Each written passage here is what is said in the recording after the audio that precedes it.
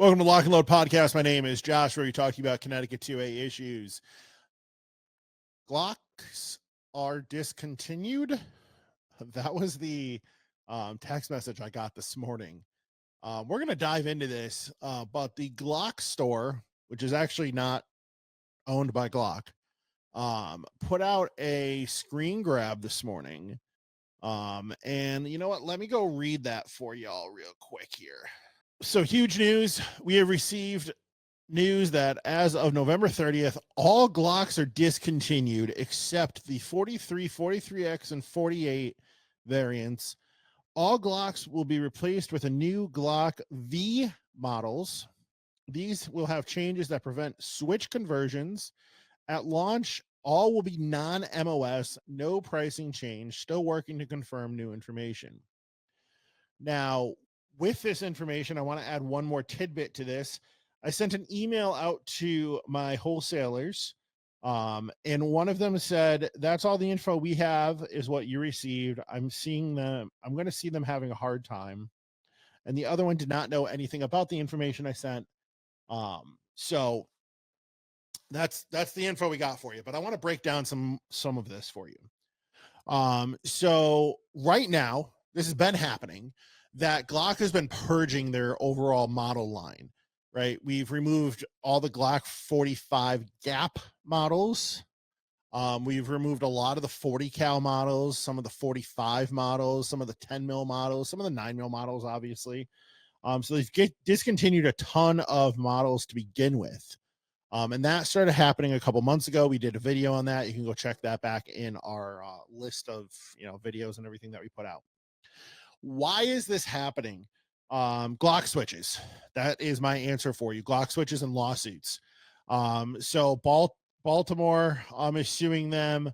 Illinois is suing them. And there was a bill just signed into law in California the other day. I know that Gun Guru, I believe, did a video on this.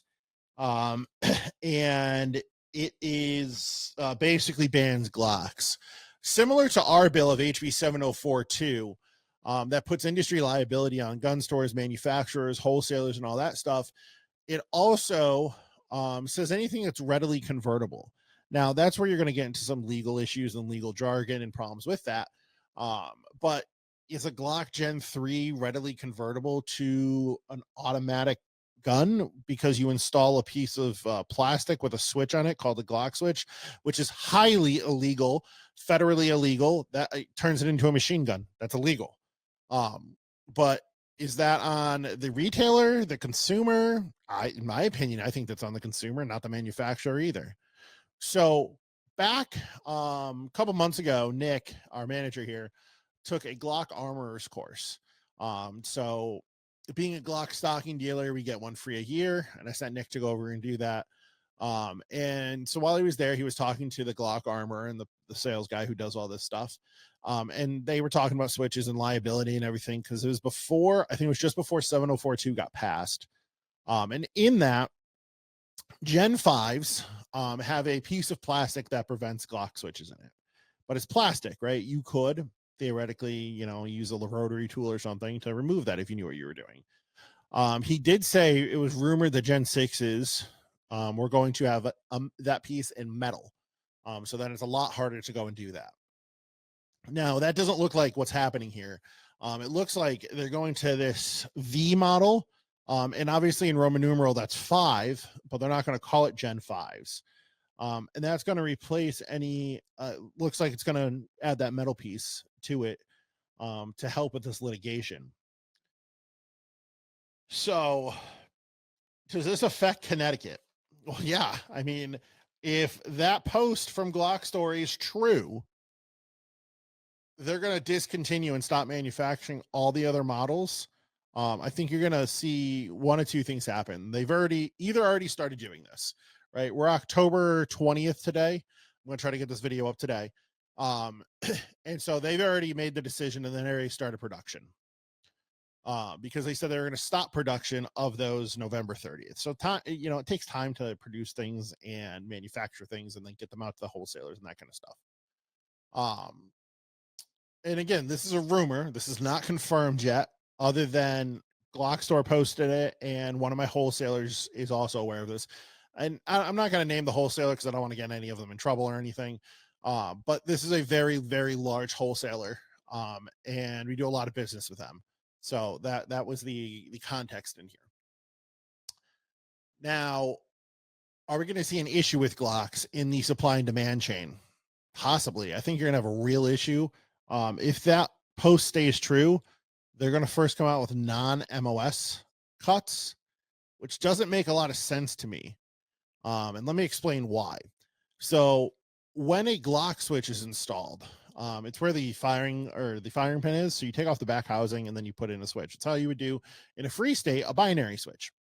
Now, that doesn't have anything to do with an optic cut, which is kind of weird.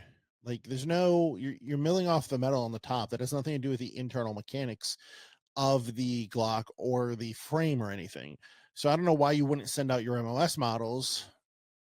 I think that's going to be an issue. That's going to void warranty. So if you buy a non-MOS model, say it's a Glock 19 Gen 5, not MOS, and then, 3 months down the road, you're like, you know what, I want to put an optic on this. Your options are limited.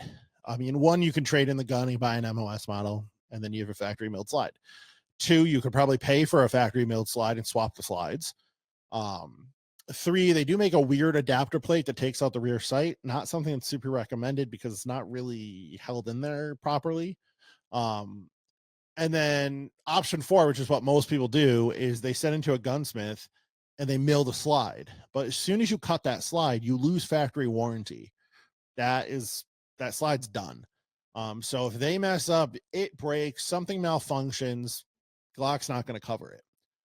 And that's with all these guns. When you start cutting into something, the warranty's gone.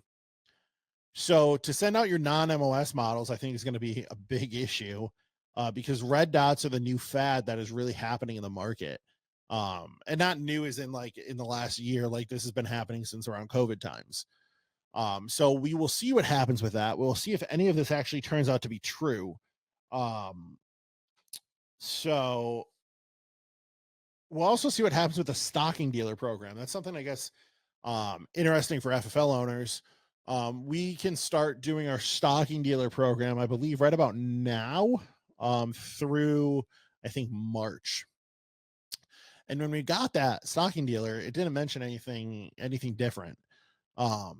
So normally I don't do mine until later because I just did my fall stocking dealer program. And so we're stocked back up on Glocks. And I'll do mine until normally the new year.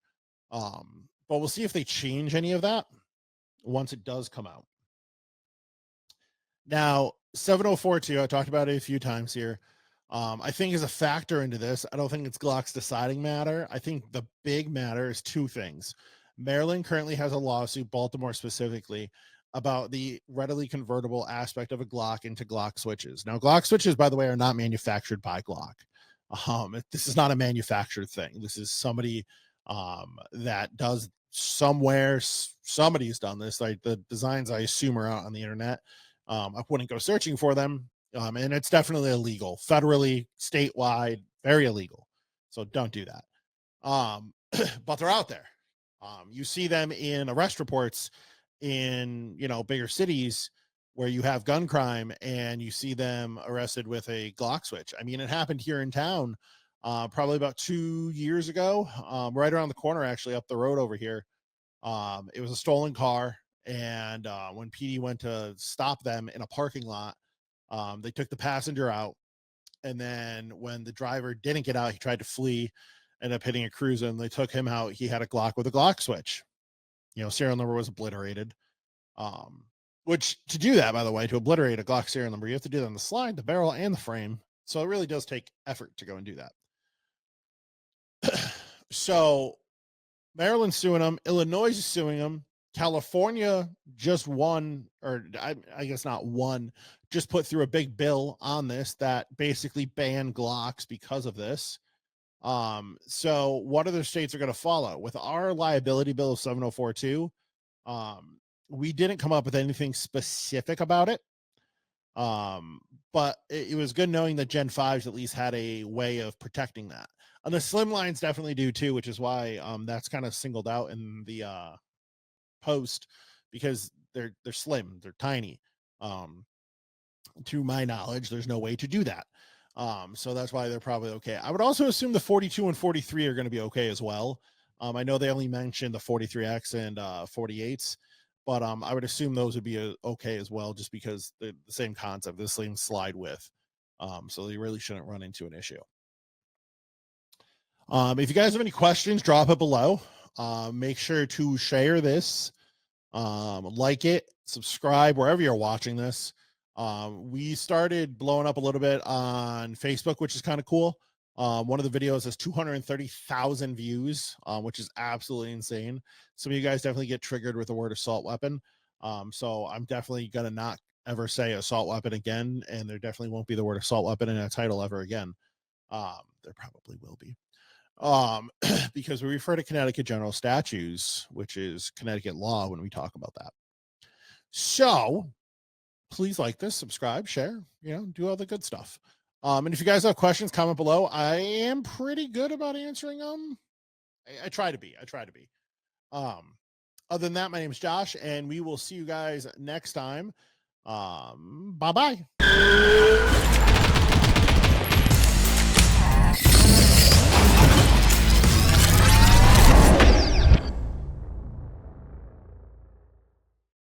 Lock and Load podcast is sponsored by Lock and Load Firearms, Connecticut's #1 rated gun store and pistol permit class on Google.